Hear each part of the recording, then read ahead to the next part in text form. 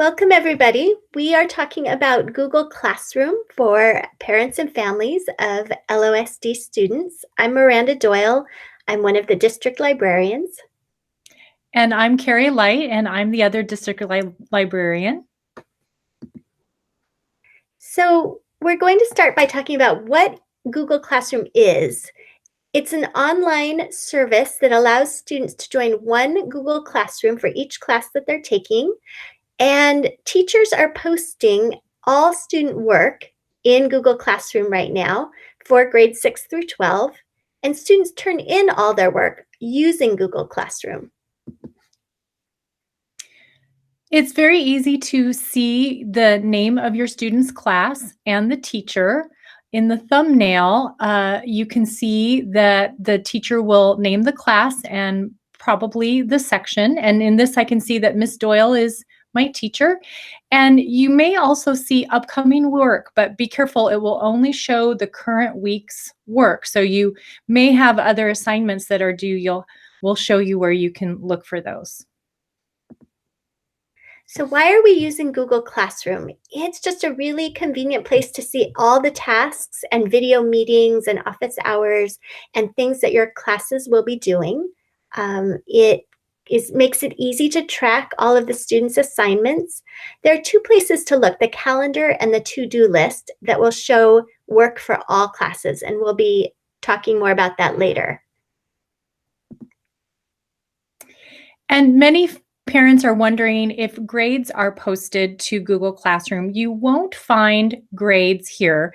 The best place to look at that would be in Parent View. But students will get feedback in Google Classroom, and they will get messages from their teachers and materials posted, but not official grades.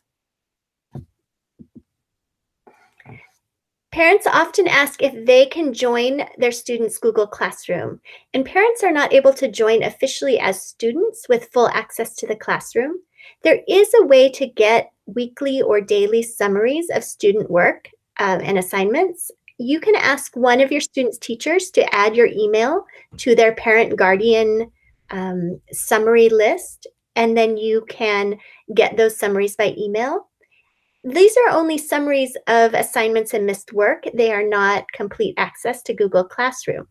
However, your best option for seeing all of your students' work is ask your student to give you a tour of Google Classroom. Have them show you how to find the to-do list as well as the calendar. And this will be a great way for you to see all the different classes that your student is part of, where to see the assignments, the topics, and that will be a great way for you to be involved. So the to-do list, which is on the main classroom page, you go to that pancake menu, the three little lines, and that will show you what's due each day. It will also at the top show you any work that's still missing. And then you can see here on this slide, there's a done tab next to do, so you can see work that's completed. So this is a great way to see all the different work that's available for different classes without having to go into each class one by one to figure out what tasks are due. Another great reminder is the calendar view. And so here you can see 2 different weeks worth of work. And it's great because the name of the assignment will be posted. If the teacher has included a time of day when the assignment is due, or whether the assignment is optional, that will be included in that general calendar announcement. So that's another great way to kind of plan out the week and plan ahead. And do note that on both the to-do list and the calendar, you can click on the name of the assignment to get more information, to go and see the complete directions and materials that the teacher has posted. Every class has a home page. So when you go into the class by clicking on the name of the class from that main page, the first thing students see is the stream.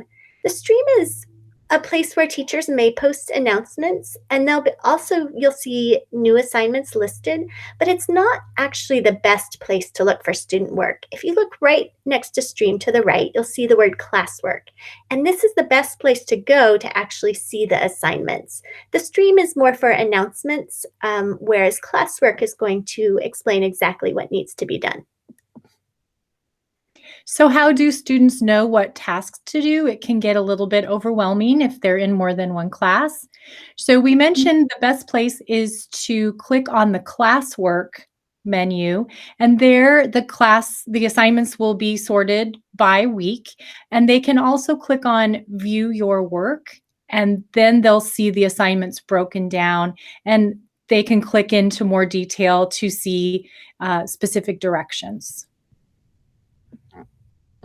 One thing students often say is they feel overwhelmed by all the emails they're getting from their teachers. And what you might need to know is that students are in control of which email notifications they get from Google Classroom. So they might want to keep their settings on to see notices about missing or late work, but perhaps they don't want to get an email every time the teacher posts work. For example, they know they're going to go check on Tuesday morning to see all their work, so they don't need an individual email.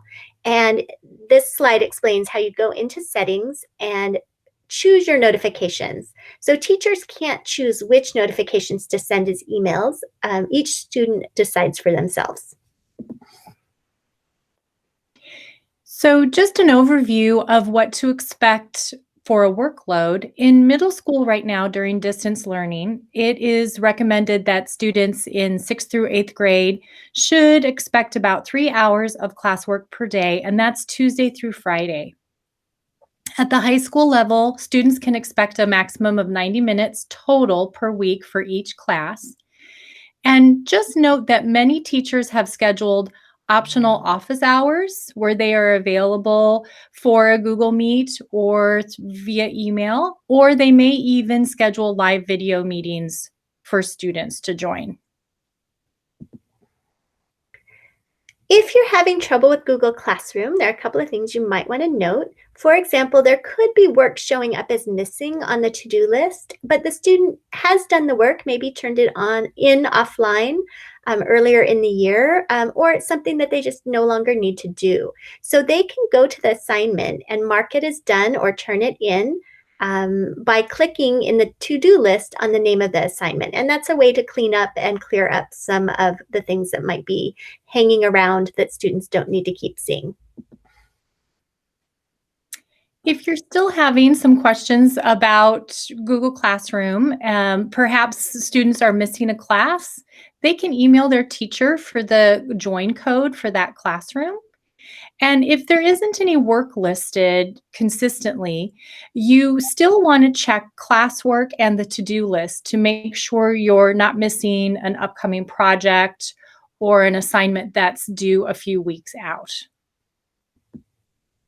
And finally, if you have questions, we have help documents on our website. This is the short link, bit.ly/LO Family Help will take you to this remote learning frequently asked questions, things like tech support, understanding Google Classroom, Google Meet etiquette, things like that. All right, thank you very much, and we hope that was helpful.